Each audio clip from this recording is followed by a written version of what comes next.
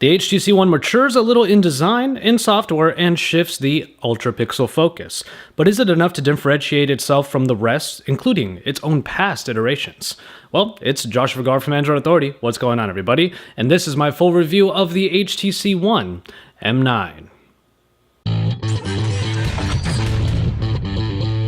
Few people have argued in the past couple of years that HTC really has the design of the One down, and in the M9, this same design language continues, perhaps bringing what people loved about the M7 and molding it together with the changes that were made in the M8. Almost quite literally, as you might see in this close-up of the frame, a sharper edge returns and rises to meet the panel up front, the result being a deliberate separation between the two sides. The frame also has been given a coat of paint, and the main version of this phone sports a subtle hint of gold that isn't too gaudy and blends in well to make the phone actually quite neutral in its coloration. But that new edge does mean that the phone is a little bit meatier than before. The general elements are the same, with the front-facing speakers being the design headline of the HTC One, bringing a great audio experience for media consumption. And yes, the HTC bar is still on the bottom of the front panel, but this is something that has never really bothered us here at Android Authority, though we know that it is still a sore point for some users. Coming around the back, the brush metal design makes a return, but has also been given that subtle tone down from the M8. Its material feel is a little better this time around, so slippage is not as much of an issue as it was last year. Couple this with the new edges on the sides, and ergonomically, this just might be the best HTC One phone in terms of handling. And now there is a much larger camera optic package on the back as well, with the 20.7 megapixel camera coming without the dual camera this year, which removes the extra eye that was on top of the One M8. Speaking of the sides, the button layout now falls in line with general Android lexicon, with the power and volume rockers now housed all on the right side. The power button is textured differently from the others, which helps with recognition, but one thing that we did notice is that it is a bit low on the phone. This might not be an issue for, let's say, left-handed users, but when trying to wake the phone with the right hand, you might have to reach down a little bit lower than is fully comfortable.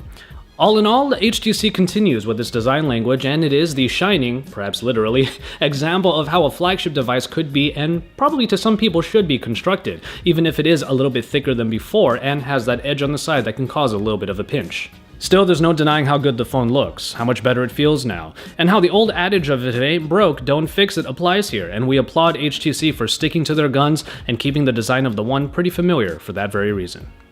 HTC also sticks to a tried and true display experience with a 1080p panel that will look and feel incredibly familiar to flagship phone users of the past, say, year or so.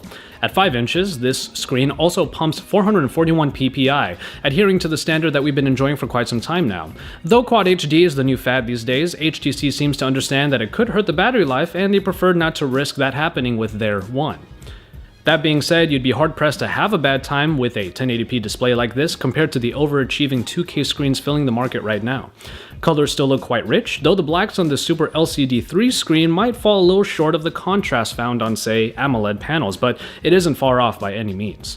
Our unit at least shows a warmer display than previously observed in HTC One devices, which isn't a detractor, but we felt was a worthy detail to mention. Text looks as sharp as it should, and everything still does justice to the forms of media consumption and gaming, at least in my experience. Perhaps one day we'll get an HTC One with a Quad HD resolution, but given the experience that we have here, we're not looking at raw specifications really driving this device. It's more about what you get to do in the user experience, and given the display that we have here is still performing as well as we would like, well, there are no complaints here. Speaking of performance, the HTC One M9 already impressed us in our first look as one of the fastest iterations of Android available thus far, and if this is a trend we're going to see in current flagships, we're excited to see it all happen. In the case of the M9, the Qualcomm Snapdragon 810 makes a reappearance and brings the Adreno 430 and 3GB of RAM for graphics and multitasking. And we gotta tell you, this phone is a speed beast. This has as much to do with the Sense UI as it does with the processor itself, which has had a bit of a bad go of it since its inception. But HTC does well to showcase the power of this device by putting an operating system that is Spartan enough to consistently go. Transitions in and out of the general interface are smooth, and a noticeable, somewhat shortening of the certain animations further lends to the flying speed of this interface. Even multitasking is a breeze, as HTC opted to keep their grid layout instead of the cards as the default recent app screen. I do feel like I have to address one of the concerns that have come up in the past week or so about the One M9 and its processing package. The idea that it gets really hot under heavy benchmarking. Now, I don't really do heavy benchmarking for reviews as much nowadays because I'd rather give you the day-to-day experience, but I will tell you that the phone did get pretty warm under certain types of load. In my case, it was when gaming for extended periods of time and when using the phone on a turbocharger. It actually wasn't enough to make me put the phone down in discomfort, but it was enough to really make me take notice. Hardware takes on a pretty similar outlook as found in previous iterations, with the media consumption experience still taking center stage. And that starts with the expandable storage found atop the 32GB already built in. The boom sound speakers return and are now backed by Dolby enhancements, which can be easily found in the settings screen. And this front-facing speaker combination still stands as one of the best out there for everything from music to gaming to videos.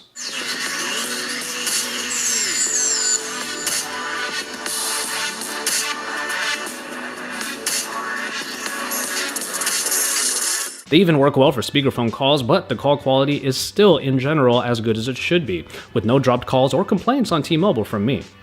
Though I have to mention that this is an international model of the One M9, and as such, I haven't been able to use it on LTE networks with it. Turning on the phone from the prone position can still be done using the motion launch gestures, which detect the phone being brought up first, after which you can double tap the screen to wake, swipe a number of ways for other functions, or hit the volume down button to quickly get to the camera. We do like this functionality, but we wish that we could double tap the phone to wake while it's sitting on a table. And finally, in battery life, an embedded 2840 mAh battery brings the somewhat above average battery life to the phone. Typical day-to-day moderate usage makes the phone go for up to a day and a half with few problems, though this example comes from a day full of gaming and picture taking, after which the phone conked out at about 10 hours.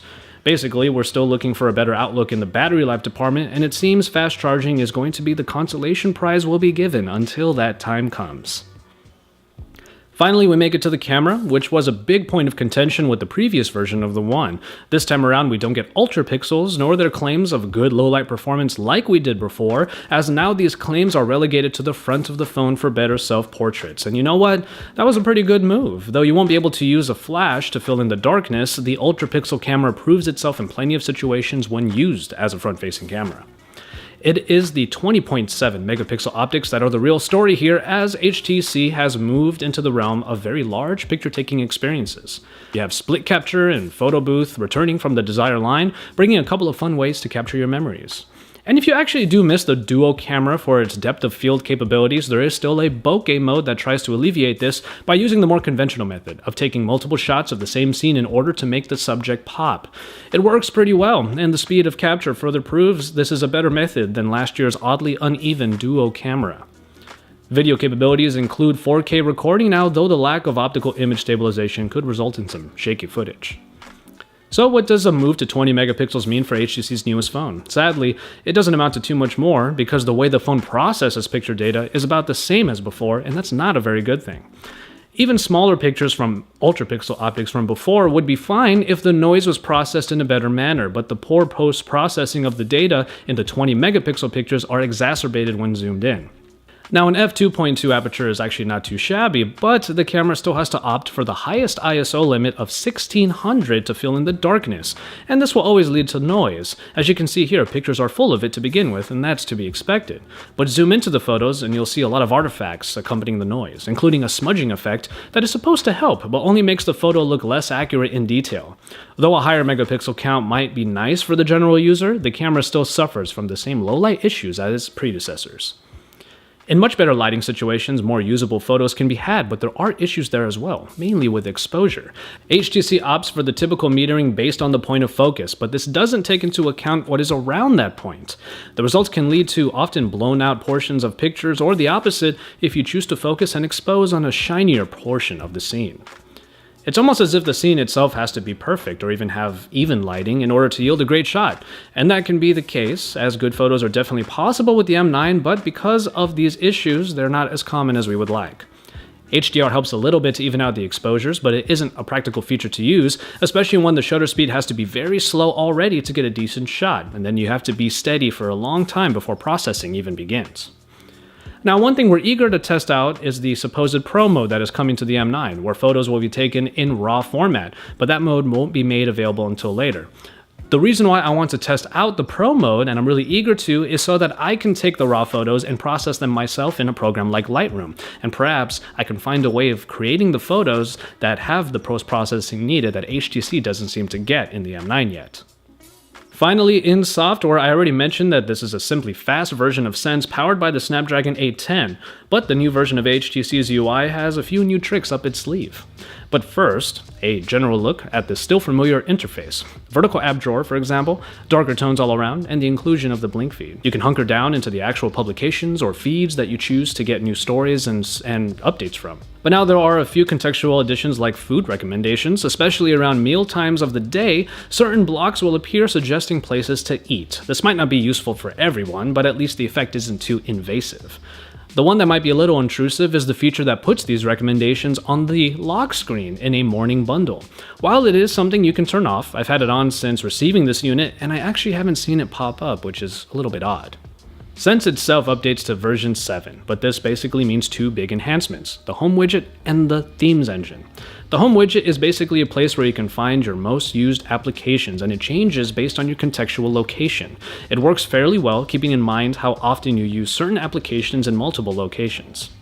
The folders that accompany it provide an easy spot for your most recently downloaded applications and a folder for suggestions on what to install next, which could be useful, but thankfully can be turned off if you don't want it there. And the theme engine is perhaps our favorite addition to Sense, as it changes more than just the colors of parts of the UI and is one of the most customizable first-party iterations we've seen on a flagship device. While there are already a bevy of themes available in the store, you can also create your own by taking your home screen wallpaper and letting the theme engine find the colors to match it. This is a pretty powerful and actually really cool customization tool that we feel many users may take advantage of. And even without these key additions, Sense still remains one of the most Spartan versions of Android that we've seen yet, and its speed and its ease of use make it one of the more accessible versions of Android that we would be glad to recommend to people who are looking for a new phone. Official price points for the HTC One M9 are trickling in, and the phone is available for pre-order now. We expect the price of the M9 to come at the premium price for contracts and at least $600 off those contracts, which is typical for flagship devices. Competitors in the same bracket include the different flagships coming out this year like the Samsung Galaxy S6, though we will provide a mention to its predecessor, the HTC One M8. This is because the previous HTC device might still be of a good value if you think the M9 hasn't really done enough to distance itself from its past. And so, there you have it, the HTC One M9, a beautiful package with lovely software that really only has one gaping hole, the camera experience. While it isn't the worst shooter in the high-end market, it does feel a few steps behind the competition. And for many users, this feeling might permeate throughout the device, as much of the M9 feels perhaps too familiar for some. But that isn't really a bad thing to us for the design and software, as the refining of what made the One M7 and M8 so desired keeps this phone looking and feeling great on the inside and out. Underneath the surface, users can be sure that they're getting a top-notch user experience in the speedy, functional, and not too cluttered Sense UI.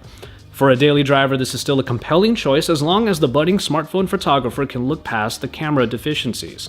Though a rethinking of their camera processing might be in order, we fully applaud HTC for sticking to their guns in basically all other aspects of this phone, as veterans and newcomers alike can enjoy the best that HTC has to offer in the HTC One M9. So, as always, thank you guys very much for watching, and I hope you enjoyed this review of the HTC One M9. While it is still a beautiful package, and personally I love the way that it looks and feels and runs given the processing package and the combination with Sense UI, unfortunately for a lot of you users out there, you might need to look past the camera deficiencies to find what might be one of the best looking flagships this year. But we still have even more to tell you about the HTC One M9 as we pit it against its competition. We're going to put it against the Samsung Galaxy S6, for example, so you can keep it tuned to Android Authority for all of that great coverage. Drop us likes on our videos and subscribe to our channel if you haven't already. When you're done with all of that, don't forget to head over to our forums at androidauthority.com and then stick around and read some more in-depth coverage because we are your source for all things Android.